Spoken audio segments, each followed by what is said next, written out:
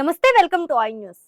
పశ్చిమాసియాలో ఇరాన్తో యుద్ధం ముగిసిందన్న వార్తలు వస్తున్నప్పటికీ లెబనాన్ సరిహద్దులో మాత్రం ఉద్రిక్తతలు మళ్లీ తారాస్థాయికి చేరుకున్నాయి. దక్షిణ లెబనాన్ సరిహద్దు ప్రాంతంలో Israel defence forces, Hezbollah group మధ్య సరిహద్దు పోరు తీవ్ర రూపం దాల్చింది. తాజా కాల్పుల విరమణ ఒప్పందాన్ని ఉల్లంఘిస్తూ ఇజ్రాయెల్ జరిపిన దాడుల్లో 2 మరణించడంతో అక్కడ యుద్ధ మేఘాలు కమ్ముకున్నాయి. లెబనాన్ సరిహద్దుల నుండి తమ సైన్యాన్ని ఉపసంహరించే ప్రసక్తే లేదని ఇజ్రాయెల్ తేల్చి చెప్పేస్తుంది. మరి మిడిల్ ఈస్ట్ లో రేగుతున్న ఈ తాజా ఉద్రిక్తతల వెనుక ఉన్న అసలు కారణాలు ఏంటో ఈ స్పెషల్ స్టోరీలో ఇప్పుడు చూద్దాం.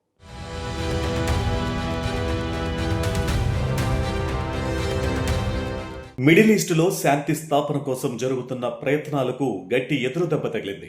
ఇరాన్ ప్రాంతంలో యుద్ధ వాతావరణం సద్దుమణిగినట్లు కనిపిస్తున్నా దక్షిణ లెబనాన్ సరిహద్దుల్లో మాత్రం ఇజ్రాయెల్, హిజ్బుల్లా మధ్య దాడులు, ప్రతిదాడులు నిరంతరాయంగా కొనసాగుతూనే ఉన్నాయి.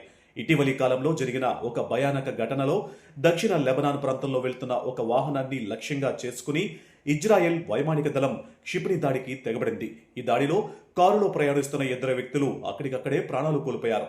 ఈ దాడిని హిజ్బుల్లా తీవ్రంగా ఖండించింది. ప్రస్తుతం అమల్లో ఉన్న శాంతి ఒప్పందాన్ని ఇజ్రాయెల్ క్రూరంగా ఉల్లంఘించిందని హిజ్బుల్లా ఆరోపిస్తూ ఉండగా తాము కేవలం ఉగ్రవాద కార్యకలాపాలకు పాల్పడుతున్న ఉగ్రవాదులనే టార్గెట్ చేసి హతమార్చమని ఇజ్రాయెల్ సైన్యం సమర్థించుకుంటుంది.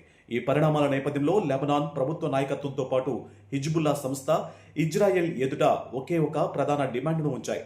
దక్షిణ లెబనాన్ భూభాగంలో చొరబడిన ఇజ్రాయెల్ దళాలను తక్షణమే వెనక్కి పిలిపించుకోవాలని, తమ సార్వభౌమాధికారాన్ని గౌరవించాలని డిమాండ్ చేస్తున్నాయి. అయితే లెబనాన్ చేసిన ఈ డిమాండ్ను ఇజ్రాయెల్ ఏమాత్రం ఖాతరు చేయడం లేదు. ఇజ్రాయెల్ రక్షణ మంత్రి ఇజ్రాయెల్ కట్చ్ ఈ సైనిక ఉపసంహరణపై అత్యంత దూకుడుగా స్పందిస్తూ దక్షిణ లెబనాన్ నుండి తమ దళాలను వెనక్కి తీసుకునే ప్రసక్తే లేదని స్పష్టం చేశారు. తమపై సైన్యాన్ని ఉపసంహరించుకోవాలంటూ అమెరికా వైపు నుండి ఎలాంటి ఒత్తిడి లేదని, అందువల్ల తమ భద్రతా ప్రయోజనాలే తమకు ముఖ్యమని ఆయన బహిరంగంగా ప్రకటించారు. రక్షణ మంత్రితో పాటు ఇజ్రాయెల్ ప్రధానమంత్రి బెంజమిన్ నెతన్యాహు సైతం ఇదే కఠిన వైఖరిని పునరుద్ఘాటించారు.